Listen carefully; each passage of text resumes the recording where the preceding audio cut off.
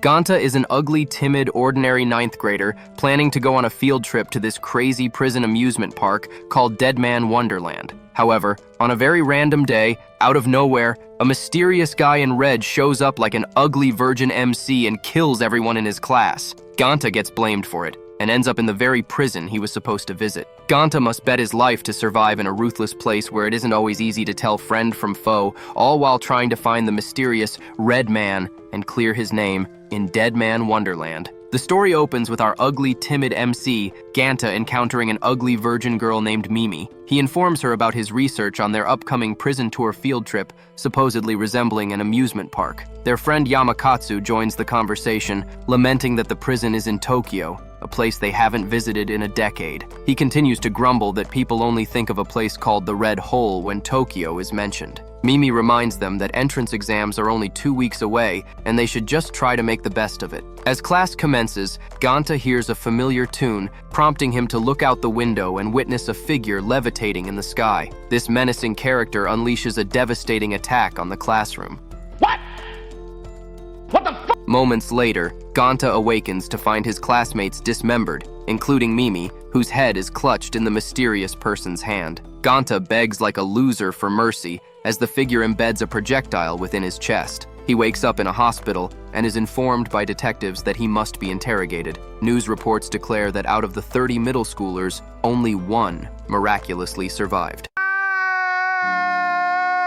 Ganta is informed that he has been charged with the murder. A court-appointed lawyer, Mr. Tamaki, arrives as Ganta is taken away. In a desperate attempt to prove his innocence, he tries to tell them about the man in red. He thinks of using the projectile as evidence, but it has already vanished. Mr. Tamaki assures him he will do everything in his power to win the case. However, we later see a judge pronounce him guilty. Ganta is utterly bewildered and breaks free in a panic, but the fathers of his murdered friends seize the opportunity to assault him like an adult virgin. God, please, no! No! No! Ganta asserts his innocence, stating he would never do such things to his friends. Mimi's father fiercely tells him to never utter her name again. A news report reveals hidden camera footage showcasing Ganta's seemingly clear and brutal confession, where he boasts about the murders he committed. Mimi's father is enraged that Ganta would do this after they took him in as family for the past 10 years. Mr. Tamaki apologizes for failing to notice that someone had recorded them and expresses his fear that they must be in some kind of nightmare. We then catch a glimpse of a girl atop an amusement park ride singing a melody, only stopping when she realizes Ganta has finally arrived. It is explained that Deadman Wonderland was constructed at the epicenter of the sinkhole that swallowed Tokyo 10 years ago, referred to as the Red Hole. The chief warden, Makina, elaborates that Deadman Wonderland is the first ever privately owned correctional facility. Inmates settle their debt to society by performing for tourists, and the institution thrives on the revenue generated. She continues to explain how the collars around their necks serve a purpose beyond identification and tracking, but is interrupted when an ugly virgin bumps into Ganta. He apologizes, but a girl named Maki now accuses the guy of stealing goods. He claims he's actually responsible for them, but she doesn't care and attacks him regardless. Damn! Later, we see Mr. Tamaki tell Maki that he doesn't want her scaring the new inmates, lamenting that she didn't brush up on death row regulations. She points out that Ganta is the only short-timer and his accident is approaching anyway. She ponders what he's anxious about, and Mr. Tamaki compares Ganta to a gift, implying they both desire to know what lies inside. Memories of his friends and that horrific day overwhelm Ganta, and he begs for someone to end his life. At that moment, a girl resembling Mimi appears. She intends to fulfill his wish, but perceives him as a liar since he dodges her attacks. She listens to his heartbeat and recognizes it as one that doesn't yearn for death. She reveals that they have met before and introduces herself as Shiro. Ganta argues that friends don't try to kill each other, and she's surprised to hear this coming from the person accused of doing just that. Oh my God! Wow! A group of ugly men approach them, taunting Ganta about his crimes and inquiring about his supposed enjoyment in killing his loved ones. Shiro defends him, reiterating Ganta's claim of never deliberately harming those he cares about. The group of men begins to beat them down. We see a glimpse of Tamaki reading Ganta's file, claiming how fortunate he is to have witnessed the man in red and actually survived. The way Tamaki sees it, Ganta will either be battered into submission and perish, or fight back and become his new prized possession. As Ganta is being pummeled, a bomb detonates, causing a large structure to plummet towards him. The loser Ganta rises from the ground, declaring his refusal to die here. Consumed by a desire to clear his name and, more importantly, make the man in red answer for his crimes against him, his friends, and Mimi, Ganta activates the object lodged in his chest, unleashing a power that obliterates the structure. Nice. We then witness a prisoner holding a hostage at knife point, demanding candy. Machina checks the information on his collar, revealing the man's imminent demise anyway. His pleas fall on deaf ears, the collar runs out of time, and the prisoner is terminated. We see several inmates indulging in candy, a means to extend the time displayed on their collars. Ganta ponders his own survival and rushes to check on Shiro, finding her unscathed. She proposes they become partners from this point forward, declaring them eternal friends like a bunch of idiots. Machina investigates footage of Ganta's survival, baffled by its contents. She recalls Tamaki's statement about canceling Ganta's accident, opting to observe his independent actions. At the infirmary, the nurse informs Ganta that a piece of candy should have been in his bag. It dawns on him that it must have fallen out during the earlier bump. The weakling Yo appears and assures everyone he's all right, claiming the bump only inflicted a superficial wound. The idiot Shiro emerges from the ceiling, eager to play with Ganta, and suggesting they participate in a team event called the Dog Race Yo, explains the race as a marathon obstacle course with points awarded to the victors. He's disappointed to learn Ganta hasn't familiarized himself with the rulebook and is unaware of what caste points are. Yo clarifies that they're the prison's form of currency with anything purchasable, from cigarettes to alcohol. Amounting enough points grants sentence reductions. Despite his lack of athleticism, ugly virgin Ganta decides to join. He encounters Machina, who's surprised by his participation in the race. Assuming he's read the rules, she's met with a lie from Ganta, who claims to have memorized them elsewhere. We then see Yo report to Tamaki about Ganta's entry in the locker room. Ganta and Yo formally introduce themselves. Their conversation is interrupted by the imposing Kozuji, also known as the Pulverizer. He punishes Ganta for mispronouncing his name. Upset by the lack of amusement, Kozuji attempts another show of force, this time attacking Yo. He expresses his frustration with the high dropout rate and demands everyone participate to avoid cancellation. He delivers a chilling message, warning against attaining victory through violence. Ganta thinks to himself, labeling them all animals. Kozuji overhears this, threatening Ganta's life if he doesn't smile. Ganta contemplates defending himself, but realizes survival hinges on obedience. He plasters a smile on his face for Kozuji, but internally criticizes himself for being a coward. Shiro brings Ganta a snack, and Kozuji attempts to attack her, only to be stopped by Machina. He flirts with her, and she warns him to make his move if he has a death wish. Before the race commences, Ganta has a flashback to reading the rulebook. It states that to avoid succumbing to poison, inmates must ingest candy every 3 days. The candy temporarily counteracts the constant stream of poison pumped through their necks. It also mentions the exorbitant cost, 100,000 caste points, precisely the prize money for winning the dog race. Tamaki had requested the race's danger level to be maximized. His smooth brain assistant expresses concern for the children in the audience, but Tamaki dismisses it as mere theatrics. As the race begins, Ganta is immediately confronted with the race's true brutality. People are getting injured. The audience marvels at the amazing special effects, oblivious to reality. Some even express indifference, considering the participants criminals. Ganta barely navigates the deadly obstacles, while Shiro simply revels in the experience. Damn!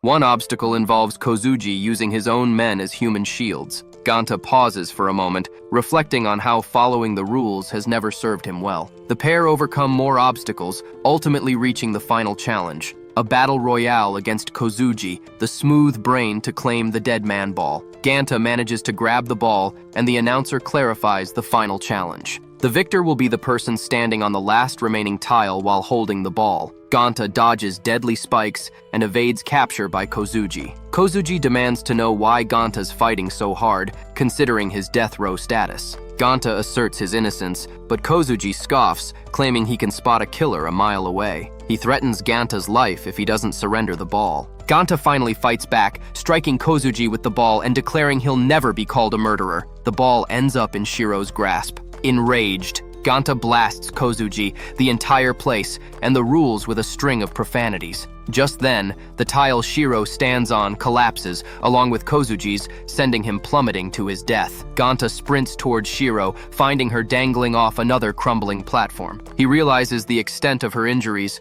a consequence of protecting him throughout the race. The platform gives way, and Shiro throws the ball to him, prioritizing his victory. Ganta reaches out and grabs Shiro just before she falls. Worried that he lost the race, Shiro assures him it doesn't matter as long as they can still eat together. Although no one is declared a winner, Ganta says he no longer cares about the candy, even if it means tomorrow is his last day elsewhere. Tamaki faces reprimand for the race's fatalities. He reminds the board members who his father appointed as prison warden, emphasizing that safeguarding their dirty little secret isn't cheap. Back with Ganta and Shiro, they enjoy their meal together. The loose cannon Shiro expresses a desire to make this a regular habit. However, Ganta knows this is his execution day. Yo eavesdrops on a conversation about the race's brutality, suspecting Ganta's involvement. In his cell, Ganta writes a letter to Mimi's father, reiterating his innocence and desperately pleading for a chance to live. The simp, Yo, arrives, revealing their cellmates now, and offers Ganta a present, a candy bar. Yo admits losing Ganta's first one and wanted to make amends. He reflects on his agreement with Tamaki to keep tabs on Ganta in exchange for points. Nearby, Tamaki receives a call informing him that the secret system is down and their prisoner has escaped. He demands immediate repairs to the facility. Outside, you can't believe Ganta is capable of the crimes he's accused of. A fond memory of his old friends surfaces in Ganta's mind, but it swiftly turns horrific as the object lodged in his chest activates. He whirls around to see the Red Man, who unleashes a brutal attack on everyone. Consumed by rage, Ganta vows not to let the simp, Yo, and Shiro be murdered. He taps into his power, prompting Tamaki to observe Ganta summoning his branch. Ganta can only mutter his hatred for the Red Man and his wish for his demise as he launches his own attack. However, the Red Man remains unscathed and simply laughs it off. Ganta faints as Tamaki gleefully celebrates the christening of a brand new member, claiming this to be the true face of Deadman Wonderland. Later, Ganta awakens to find Shiro beside him, apologizing for devouring all his snacks like a dimwit. Ganta struggles to understand his actions. Meanwhile, a group of men discuss having seen the Red Man before. They also reveal that Ganta is now in permanent solitary confinement within the G block. Knowing the Red Man's location, Ganta vows revenge as soon as he recovers. Tamaki publicly blames terrorists for the incident, but it's evident he's hiding something regarding Ganta. Shiro suspects Ganta possesses some kind of high-tech weapon and demands he be shackled within the hour. She institutes a prison lockdown and deploys a crowd control robot, a threat to everyone, but she fears Ganta more. In Tamaki's office, Yo seeks answers, but Tamaki simply instructs him to keep Ganta safe, offering more points as an incentive. Ganta and Shiro reach a dead end on their way to find Jibak and stumble upon Yo-Yo suggests Ganta report to Makina to avoid harm. Ganta refuses, explaining that Yo hasn't realized the Red Man is real and was actually the one who killed his friends. Yo confesses there is no G-block, but dimwit Shiro seems to possess some knowledge about it. Ganta rushes for answers, only to find Shiro upset about something. The robot closes in with a powerful attack. Makina loses her signal, revealing yet another hidden area concealed from her. Ugly Virgin Ganta apologizes for dragging Shiro and Yo down there with him. The robot prepares to strike, but Shiro eliminates it. She declares Ganta a blockhead, revealing her earlier frustration stemmed from his comment about all his friends being dead. Eating all your snacks isn't a good enough reason to break up our friendship, is it? Her rant is cut short as the hulking robot reactivates, aiming another devastating attack straight at Shiro. Ganta, desperate to protect her, attempts to access his powers again, but frustration clouds his mind, rendering him helpless. Just as all seems lost, a similar crimson energy erupts from the depths of the G block, mirroring Ganta's own. The energy blasts collide with the robot's attack, neutralizing it in a dazzling explosion. Confused and relieved, Ganta and Shiro turn their gaze towards the source, their eyes widening in shock. Standing amidst the smoke and debris is the enigmatic figure from G block. In disbelief, Ganta stares at the figure he's been desperately searching for standing right before him. Fueled by rage, Ganta lunges at the prisoner, calling him Peckerhead and expressing surprise that he couldn't wait until tomorrow. Ganta's cluelessness is evident as he watches the man self-inflict wounds in preparation for a brawl. Elsewhere, a buzz of excitement fills the air as people discuss the upcoming Corpse Carnival and their eagerness to see the newcomer nicknamed Woodpecker. Tamaki receives an update on the commotion unfolding in the G block. Ganta attempts to fight the prisoner, but quickly realizes he's outmatched and on the verge of death. The man continues to taunt him, labeling him Woodpecker, the alleged murderer of his classmates. A startling realization dawns on Ganta. To activate his abilities, all he needs to do is bleed the prisoner. The man, growing bored, starts to walk away, but Ganta demands he stop, fueled by the desire to avenge his friends and the torture he's endured. The attack proves useless, and Redmond demands more, repeatedly accusing Ganta of murdering his classmates. These accusations solidify Ganta's realization that this man isn't the Red Man. Despite the glaring evidence, their similar powers, Ganta struggles to accept this truth. The man introduces himself as Senji, revealing there are others with similar abilities called Deadmen. Shiro, weary of the conversation, wants to see Ganta's capabilities, but Shiro intervenes. Senji appears stunned by the sight of a girl and begs her to cover up, deeming her attire too revealing for him to handle. Suddenly, tranquilizer darts strike them all. Guards report the capture to Tamaki, mentioning one of them has no identification code elsewhere. Makina receives intel. No traces of the prisoners remain. Determined to find answers, she decides to confront the director. As a guard escorts Shiro, he explains the secrecy surrounding the G block. He reveals the prisoners there are dangerous, infected with the branch of sin, but that's the extent of his knowledge.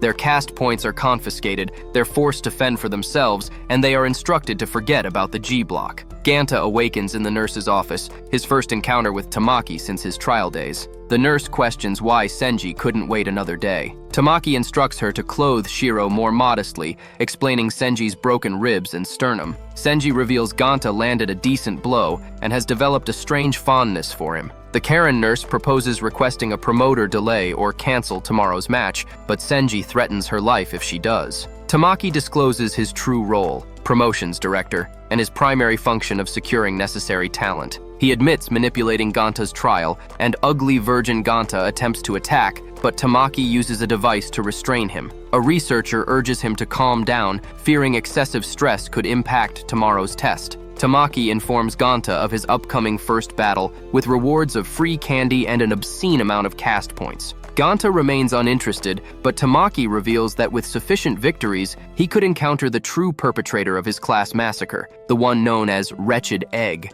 Tamaki believes Wretched Egg harbors a particular interest in Ganta, considering he allowed him to live. More motivated than ever, Ganta expresses his desire to fight, but also proclaims his intention to kill everyone else. Tamaki feigns indifference, stating that Ganta must first fight in the corpse carnival. Confused, Ganta is shown a video with an explanation. The video reveals that some survivors of the Tokyo catastrophe, called the Red Hole, were infected with the branch of sin and are now known as Deadmen. The video depicts the brutal violence of the corpse carnival, causing the loser Ganta to scream in horror. Elsewhere, Senji trains for the battle, hoping Ganta isn't just a fluke. After multiple viewings, Tamaki reassures Ganta not to worry about Senji's size, as Deadmen battles involve more than raw strength. However, Tamaki reveals that if Ganta is defeated, they'll still find good use for his body parts. Elsewhere, Makina stubbornly refuses a meeting with the Boomer director. A glimpse into his quarters reveals a man in a sorry state. We then shift to Yo, fuming after losing a ridiculous number of points in a gamble. Shiro is consumed with worry for Ganta's safety,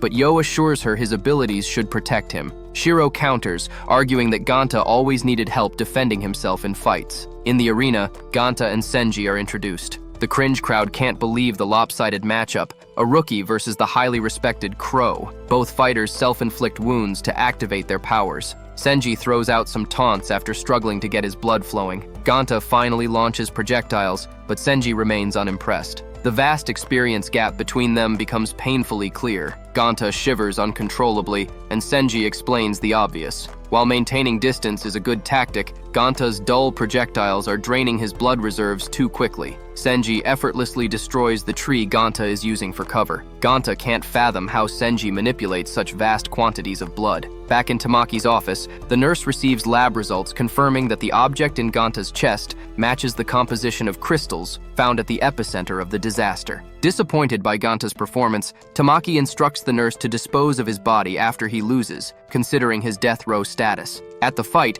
Senji urges Ganta to wake up, stating there's no way he'll win the corpse carnival. Terrified, ugly Virgin Ganta ponders how his life spiraled out of control. A childhood memory surfaces, showing him surprised by a young Shiro complaining about his weakness. Back in the present, Shiro reveals to Yo that Ganta has always taken the coward's way out of bad situations. The announcer expresses disappointment at the lack of a competitive fight. We hear another flashback from Shiro, where she acknowledges Ganta's flaws, but praises his unwavering resilience. Just then, the loser Ganta rises, admitting his fear and pain but refusing to give up without a fight, yapping like a girl. He manages to land a powerful blow on Senji, earning a sliver of respect. Elsewhere, Yu meets with an informant who reveals the location of the girl he's been searching for, the G Block. They head towards the location as Shiro sings a little too loudly, prompting Yo to remind her to be stealthy like a ugly virgin ninja. Ganta, recovering in the infirmary, munches on candy while reminiscing about the fight's aftermath. Senji calls him Champ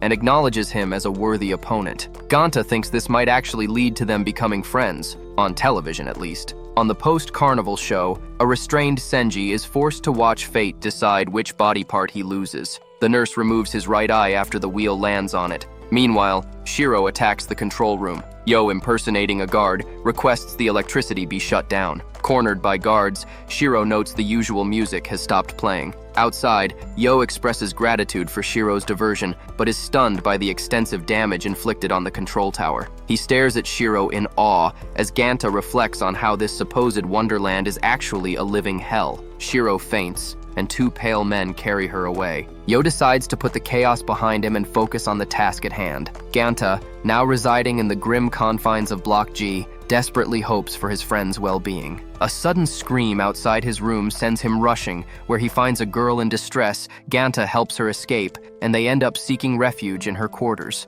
She introduces herself as Minatsuki, and they vent their frustrations over the prison's barbaric practice of turning people into unwilling showcases for their powers. Ganta expresses his agreement and admires one of her plants. Minatsuki informs him it's a primrose, thriving on gentle care. She reveals that after her mother's passing, her father treated her with harshness. Despite enduring the abuse for a while, she eventually reached a breaking point. Minatsuki continues to yap like a dimwit, explaining how her brother never believed her capable of such an act and blamed only the system for her imprisonment. She loathes the carnival and the monster she's been labeled as. Ganta proposes escape, promising her freedom from using the branch of sin as he'll protect her with his own ability. Their escape plan crumbles quickly, as guards, astonished to see them together, demand an explanation. The guards inform them about tomorrow's corpse carnival matchup, the two of them. Meanwhile, Tamaki presents the battle lineup he meticulously assembled to the director, who remains uninterested,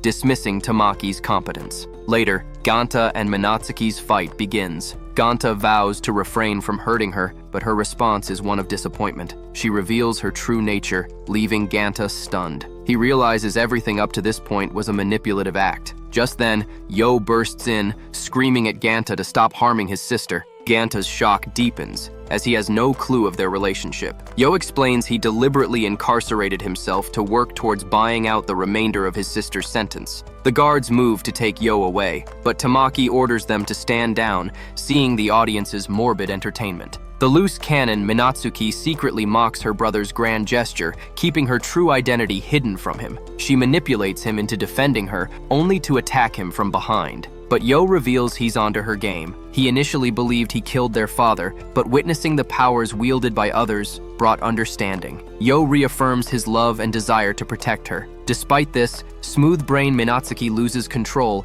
needing to drop someone immediately. Unleashing her rage on Yo, she reveals his true colors to Ganta, who, despite knowing Yo's actions, was motivated by a desire to help her. He attempts to fight back, but is hindered as she uses Yo as a human shield. Minatsuki speaks ill of their mother, expressing regret over her actions. However, Minatsuki confesses that on the day Tokyo was engulfed, their mother chose to save the primroses over her like an irresponsible Karen should be. Ganta manages to land an attack, freeing Yo. This only enrages Minatsuki, causing her to bind Ganta. She declares the branch of sin wasted on him, and he retorts that while she might be right, it doesn't make her any better. He criticizes her constant dwelling on the past and her lack of action. Distracted by their conversation, Ganta uses a headbutt to end the fight. Standing before everyone, Ganta unleashes a string of insults directed at Tamaki. Elsewhere, it's revealed that the director was observing the events and finds Ganta intriguing. He moves to another room, requesting Shiro to awaken. He informs her that the lullaby has finally ended.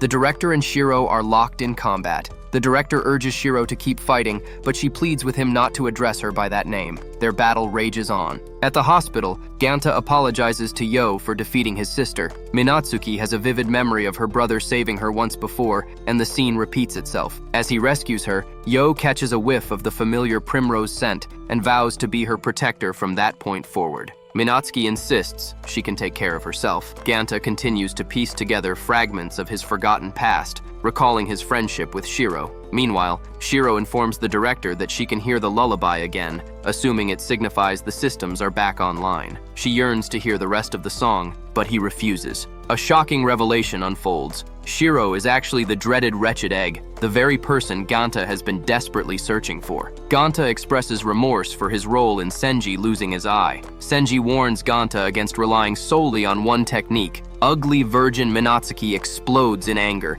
rejecting everyone's offers of help and demanding solitude. Later, Ganta shares some recovered memories with Yo. He remembers Shiro complaining about constant pain and the injections she endured. On one occasion, Ganta attempted to lift her spirits by urging her to be brave like the hero Ace Man. Shiro scoffed at the childish notion and destroyed his action figure. Ganta stormed off in frustration, only to find himself in peril moments later. Shiro appeared just in time to save him, declaring the arrival of Ace Man. Ganta now recalls how she consistently appeared to rescue him in his moments of greatest need. Elsewhere, Chief Director Magura delves into the puzzling events transpiring within Deadman Wonderland. She finds it dubious that the prison's location directly at the epicenter of the Tokyo catastrophe is a mere coincidence. Determined to obtain answers, she sets her sights on Tamaki. At Tamaki's office, the nurse sheds light on the crystals found at the epicenter, explaining they are the source of the dead men's abilities and the very infection they carry. Tamaki inquires about the possibility of infecting others, but the nurse confirms it's impossible, with the sole exception being the first dead man. The wretched egg. Tamaki discloses that the wretched egg is his father's personal plaything. He's never even seen the face beneath the mask. However, his sole concern lies with his father's impending demise and his subsequent control over Deadman Wonderland. Ganta frets about Minatsuki's penalty for losing, but she assures him it's nothing new. Having lost before, she's already forfeited half her stomach and a kidney. She reveals Yo's intention to reclaim his confiscated caste points, a realization that dawns on Ganta. Yo must be doing this to buy back the rest of the brain-dead Minatsuki's sentence. Ganta races to find him, but a mysterious girl named Karako thwarts his path, attacking him to test his strength. Yo manages to retrieve his caste points but encounters Tamaki. Tamaki informs him that the rules in Block G are different. Buying back sentence time isn't an option. Enraged, Yo lunges at him but is effortlessly subdued by Genkaku, one of Tamaki's men. The girl that attacked Ganta is named Karako, and she attacked him so she can test his strength. A fellow inmate named Nagi introduces himself as the leader of a rebellious group called Scar Chain. Their mission, to dismantle Deadman Wonderland from within. Nagi proposes Ganta join them, but Ganta is laser-focused on helping Minatsuki. The television flickers to life, announcing the commencement of Minatsuki's penalty. Nagi discreetly places a call. The cold-hearted nurse mocks Minatsuki as she prepares the body part gamble. Uncharacteristically gripped by fear, brain dead, Minatsuki blames both her brother and Ganta's kindness. She steels herself, determined to endure this horrific ordeal once more. The entire room watches in stunned silence. Nagi, surprised by the outcome, reveals a preference for short hair on women. It turns out Minatsuki's penalty is merely a haircut. Nagi hoped this intervention would serve as a gesture of goodwill, swaying Ganta to join. However, their conversation is abruptly cut short by Genkaku, a formidable fighter who wields a guitar as his weapon. Just as the fight was about to erupt, Shiro appeared, unleashing an attack with a hilariously nonsensical name. Declaring herself Ace Man, she saves the day. Genkaku retreats, emphasizing his remarkable patience. Ganta grapples with understanding why his power malfunctioned. Following introductions to the other rebels, Rokuro, their lifeline and the one who saved Minatsuki, stands out. Initially skeptical of Ganta, the rebels quickly warm up to him after Shiro's intervention against Genkaku. A curious bartender inquires about Shiro, and she reveals she's been residing in the women's locker room longer than anyone else. Makina hatches a cunning plan to steal Tamaki's confidential records while he's preoccupied with a week-long federal safety inspection. Meanwhile, the rebels strategize their own mass jailbreak for the dead men during the same period. Rokuro warns they must remain cautious of the Undertakers, Tamaki's elite squad dedicated to neutralizing dead men. Nagi informs them that these Undertakers are Tamaki's personal anti-dead men task force. Rokuro displays hacked footage revealing Genkaku simply dodging Ganta's attack. Ganta insists this isn't how it happened, but Rokuro remains unconvinced. Accusing dimwit Ganta of lying, he tells Nagi that Ganta is just an immature child unworthy of joining the group. Ganta, not having accepted their offer yet, throws insults at them all before storming off. In another location, Tamaki engages in a bizarre bowling game using his father's head, declaring himself the victor. Meanwhile, at a training facility, Senji explodes in anger upon learning from Ganta that he went up against an undertaker. Ganta reveals he met Nagi, a name that sparks recognition in Senji. He explains that the higher-ups forced him to fight his own wife, and he purposely lost. As punishment for this defeat, Nagi lost his vocal cords, and Tamaki decided to punish Senji's wife as well for her involvement in this rigged match. They attempted to escape, but Genkaku cut their flight short with a fatal shot. Nagi couldn't even utter her name as she bled out in his arms. Later, Ganta apologizes for his earlier behavior like a sore loser and explains that he deeply understands the burning desire for vengeance. However, Nagi clarifies that his motivation isn't revenge, but freedom. He confides in Ganta about his baby girl waiting for him on the outside. Ganta struggles to comprehend Nagi's ability to suppress his own vengeful urges, something Ganta seems powerless against. He asks Shiro what her greatest desire is. With a touch of whimsy, she declares it to be endless eating. When pressed for a more serious answer, she expresses a longing for the giant, gleaming circle outside, which Ganta recognizes as a Ferris wheel. To her disbelief, he explains it's a ride, typically for visitors. Though currently inaccessible, he vows to take her on it someday. Elsewhere, two undertakers investigate Shiro's identity, inquiring about preparations. The person assisting them, revealed to be Rokuro, confirms everything is in order. Back at the rebel hideout, Karako vibrates with barely contained excitement for the upcoming battle. Nagi advises her to conserve her energy. The ugly virgin Ganta arrives, offering apologies for his earlier outburst, but the others held no grudges. He finds Shiro and pleads with her not to get involved. Defiant, she refuses to leave. He threatens to cancel their Ferris wheel trip if she doesn't comply. Grudgingly, she agrees, but Karako reassures her that Ganta's actions stem from love and a desire to protect her. Nagi explains that the jailbreak is just one aspect of their mission. Their ultimate goal is to expose Deadman Wonderland's corruption. He reveals a data chip acquired by Rokuro containing evidence of Tamaki's illegal activities, which they need to smuggle out. After a final review of their plan, they set out. Just as planned, the alarm system goes berserk, plunging security into pandemonium. Nagi utilizes his branch of Sin to infiltrate the security room alongside Rokuro. The larger rebel group faces a challenge, a bridge equipped with a pressure sensor. Their initial strategy fails, and a formidable crowd control robot pursues them. Karako calls out to Ganta, entrusting him with the data chip so she can hold off the robot, allowing the others to escape. A past of Karako is then featured. The rebels express frustration with their nutcase second-in-command. Nagi reveals that the bell she wears around her neck serves as comfort, signifying the presence of someone he deeply trusts. He recognizes there's more to her than just her fighting expertise. This intuition, combined with a little trust, is why he chose her as his second. Back in the present, Karako confesses that Nagi has always been her sole purpose in life. Prepared for death, she unleashes her ability to make a final stand. Ganta voices his worry for Karako, but the rebels remind him of her unwavering dedication to the mission, refocusing him. The group decides to wait for Nagi and Rokuro to activate the service elevator that will grant them escape from Deadman Wonderland. Inside the control room, Nagi prepares to activate the elevator when a young girl named Hibana enters. He offers his assistance, unaware she's a second grader who simply finished her homework and needs to do her chores. Nagi instructs Rokuro to activate the elevator for the others and asks Hibana to join them. Nagi turns around, only to see Rokuro has defied his order. Before he can react, Hibana clarifies she's the leader of the 3rd Undertaker Battalion. Nagi lunges at her but is stunned. His branch of Sin has no effect. He realizes Rokuro must have tampered with the footage showing Ganta's failed attack. Hibana explains all Undertakers have a device in their weapons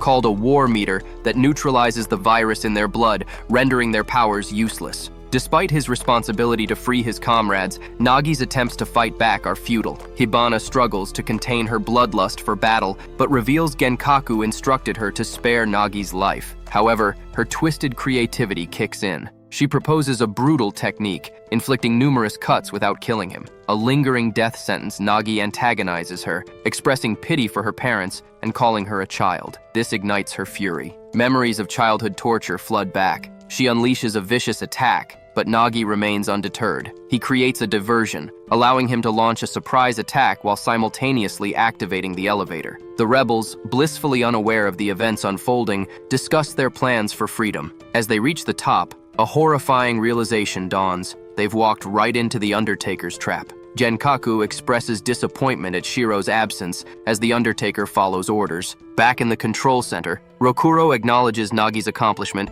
but warns that the rest of the group faces a grim situation. He reveals Tamaki knew about Scar Chain's plan all along and could have easily subdued them. However, Tamaki desired a more dramatic capture. One of the rebels urges Ganta to protect the data chip with his life, claiming it's their only hope to expose Deadman Wonderland. As the man dies, he declares Ganta the new leader of Scar Chain. In the control center, Nagi attempts to send a message to their hideout. When Shiro enters, she mistakes a figure for Ganta, but quickly realizes it's a stranger. Genkaku taunts Ganta's obsession with Ace Man, revealing an alternate villainous ending. An Undertaker arrives, summoning them for another task. They depart, leaving Shiro overwhelmed with relief to see Ganta alive. Desperate, she begs like a dog for the data chip. Confused about her knowledge of it, Ganta watches her snatch it from his grasp. Frantically, she throws it into a fire, destroying the chip and their mission. Relief washes over her. As long as Ganta is safe, nothing else truly matters.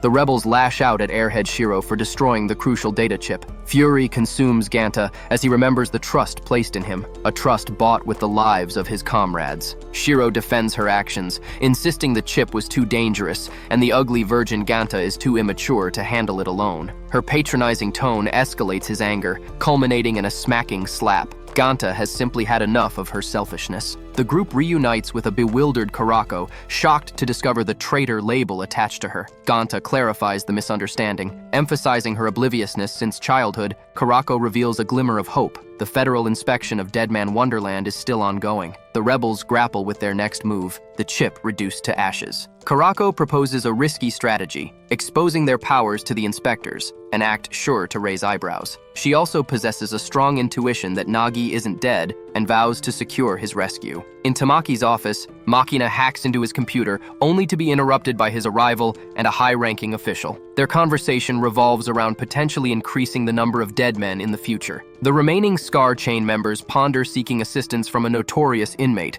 Mockingbird. Unfortunately, tracking him down proves impossible. Ganta reminds them of his presence, but Karako assures him it's not a personal slight. They simply require someone with experience battling Undertakers. Ganta shoulders the blame for involving Shiro and the subsequent casualties, but she shuts down his self-deprecation. Morale soars upon Rokuro's arrival, but his demeanor is frosty. He demands to know who exposed the chip as a bomb. Finally, the truth spills out. Rokuro's the traitor. Ganta grapples with the realization Shiro inadvertently saved them. Meanwhile, Genkaku injects a screaming Nagi with a mysterious substance. Genkaku mocks him, claiming gratitude for allowing his group to live. Sure, as in holding on to a strong hunch, Shiro has a memory jolted by the revelation about the bomb chip. She searches for the director, mistakenly calling him Grandpa, unaware of his demise. A warm memory surfaces, a conversation with the director about her friend Ganta. Relief washes over her. No more sharing snacks with the now annoying Ganta. But her moment of joy is fleeting. Now replaced by tears, Rokuro confesses to creating the fabricated video that sealed Ganta's fate. He then paints a horrifying picture of the two ruthless lieutenants who await Ganta's execution. Ganta feels utterly powerless against the upcoming executioners, his abilities rendered useless. A sudden rescue comes in the form of Senji, who appears behind them. Senji expresses regret for not mentioning the party beforehand. Rokuro launches into a complex explanation of how their weapons neutralize dead men powers, but Senji remains unfazed. He quickly deduces that the key lies in creating a supersonic blade. Rokuro is stunned by Senji's ingenuity, and Ganta can't help but marvel at Senji's brilliance, a stark contrast to his own ineptitude. Meanwhile, Genkaku continues injecting Nagi with a serum designed to transform him into an Undertaker. Nagi's resistance is fierce, but Genkaku reminds him of his supposed wife's murder and the resulting rampage against the Undertakers. Nagi vehemently denies this, accusing Genkiku of implanting false memories. Back at the hideout, Ganta bemoans his weakness and the burden he places on others, especially after his harsh treatment of Shiro. The rebels offer encouragement, uplifted by Senji's presence. However, Senji declares he has no intention of joining them, content within Deadman Wonderland. Shiro's enigmatic helper finally discloses his name as Todo, also known as Mockingbird. He finds Shiro in a foul mood and assures her he wouldn't dream of harming her. Consumed by self-loathing, Ganta seeks out Senji in the training room, desperately pleading for training. He expresses his desire for strength, to save Nagi, become a dependable ally to Shiro, and finally exercise his past self. Senji confirms Ganta understands the commitment required and agrees to train him. Elsewhere, Todo expresses disbelief at Ganta's behavior towards Shiro. Shiro clarifies that Ace Man is her secret identity, donned to assist Ganta. She's baffled by Ganta's animosity. Todo convinces her that Ganta is simply ungrateful for the numerous times she saved him. Shiro agrees and sets off to find Ganta and return the slap. Todo munches on some of Shiro's candy, oblivious to the alcohol content. The Scar Chain members strategize Nagi's rescue. Kuriko reveals she deliberately gave Ganta the wrong time, a necessary deception. The group sets off, with Rokuro warning Kurako they might be embarking on a suicide mission. Left alone, Kurako has a flashback of a conversation with Nagi about his motivation, his daughter, and a hopeful outlook on the future. However, the locket he claims holds her picture is actually empty. In the training room, Senji informs Ganta that his blood projectile needs to be supersonic. With a mischievous grin, Senji destroys all but one of Ganta's beloved candies. He offers a deal, the candy in exchange for a blood projectile that cuts past Senji. Ganta struggles through the training session, interrupted by Todo searching for Shiro, who's looking for Ganta. Todo explains Senji's absence. He died for a bit. Todo prefers to avoid conflict, and Senji enlightens Ganta about Todo's status as the strongest dead man in Deadman Wonderland. However, Todo clarifies this isn't currently the case and introduces himself to Ganta before leaving. Whereas Tamaki orders Genkaku to eliminate the remaining rebels swiftly, it becomes clear the ugly virgin Genkaku has successfully transformed Nagi into a monstrous weapon. Later, the undercover Kurako waits for her chance to find Nagi when a completely intoxicated and lost Shiro falls through the ceiling. Kurako attempts to blend in as a guard, but Genkaku sees through her disguise. Senji decides to call it a day, assuming Ganta has reached his limit. Ganta, however, refuses to stop and launches another projectile. Disappointed by its size due to blood loss, he manages to inflict significant damage nonetheless. The ugly virgin Genkaku then appears on a monitor, using Ganta's friends as bait to manipulate him. Kurako screams for Ganta to focus on escape and expose the truth, but it's too late. He's already left to rescue them. The other rebels, surprised by Kurako's independent action, decide to abandon their mission and rescue her instead. Ganta falls into despair when captured by the Undertakers, but Monsuki appears to his rescue. Claiming to have mastered lightning-fast attacks to defeat the Undertakers, she reveals their base location, but refuses to join them, finding the prospect dull. She argues she deserves imprisonment for her past actions, but Ganta counters that she was simply protecting herself. As the Undertakers begin tormenting their captives, Kurako can only hope her friends have escaped safely. Just then, Ganta arrives and is mocked for attempting to fight with his depleted abilities. To their shock, the Undertakers discover his attacks are too fast to counter. However, Ganta has lost too much blood and can't continue. Shiro attempts to reach him, but is intercepted by Hibana. Genkaku, eager to begin the show with the apparent escape of all other Scar Chain members, opens doors to reveal Nagi. Nagi begs Kurako to stay away, explaining they must leave for his daughter's sake. But Nagi reveals the daughter he constantly mentions died with her mother when Genkaku killed her. He explains the festering hatred he's harbored ever since, a memory fueled by Tamaki showing him the aftermath. Claiming to have finally awakened, Nagi can't comprehend why anyone else gets to live when his child is gone. His rage reaching a boiling point, he unleashes devastating attacks. Hibana questions the ethics of letting Nagi attack their comrades, surprised to see Genkaku actually enjoying the carnage. The dimwit Ganta comes to Shiro's rescue, but she urges him to flee, declaring she'll never forgive his death. Ganta tries to connect with Nagi through their shared pain, but Nagi, consumed by darkness, no longer relates. The sound of Kurako's bell awakens a flicker of recognition in Nagi, reminding him of the rebels. As Ganta continues fighting for his loved ones, he collapses, realizing he hasn't eaten candy, causing his collar to activate. Nagi finally regains his senses, and Kurako embraces him in a tender moment, cut short by Genkaku impaling her through the heart. Ganta's projectiles prove ineffective against Genkaku. Kurako manages to seal her own wound, with Genkaku revealing he intentionally missed vital organs so she could be killed by the person she loves. He intends for Nagi to embrace his fate and end her life. but Nagi refuses. Disappointed, the ugly virgin Genkaku delivers a devastating blow to Nagi before embarking on a rampage. A glimpse into Genkaku's past shows him being bullied before the earthquake. He believes his revenge was actually saving them, fostering a twisted sense of heroism. He claims death is both peaceful and somehow rock and roll. Ganta's collar continues to beep as poison spreads through his body. Hibana attempts to escape, only to be met with a swift defeat by Toto. Ganta once again bemoans his weakness as the crystal in his chest glows. Genkaku continues his twisted sermon when a miraculously healed Shiro stands before him. Ganta stops her, determined to be the hero now. He feels a change in his body as he declares his commitment to his loved ones, unleashing a powerful attack Genkaku can't evade. With Nagi deciding they both die together, the battle reaches its climax. In the aftermath, a fading Nagi offers Ganta candy he no longer needs. He bids a heartfelt goodbye to Karako before she dies. Awakened from a dream, she tells Ganta he can finally leave, but he refuses to abandon her. He apologizes for hitting her, overwhelmed by emotion that erupts into tears in her arms. We see some rebels who chose to escape, much to Tamaki's dismay. He expresses dissatisfaction with the Undertaker's performance. However, she assures him she managed to retain her prisoners while he lost some. She plans to interrogate them, seeking details of their experience. Tamaki, surprised, grants her permission. Makina, Tamaki's lieutenant, inquires about the selection of new members for an undisclosed purpose. Makina confirms they're chosen. The story ends with Shiro singing a song strangely familiar to Ganta. He recognizes it as a melody his mother created. He asks her to stop, the song a haunting reminder of his friends' deaths right before they happened. He ponders the red man singing the same tune, a lingering oddity. Who is the mysterious red man Ganta's been searching for? Let us know if you want part 2 by commenting in the comments below. Also, don't forget to like this video and subscribe to our channel. See you guys in the next video.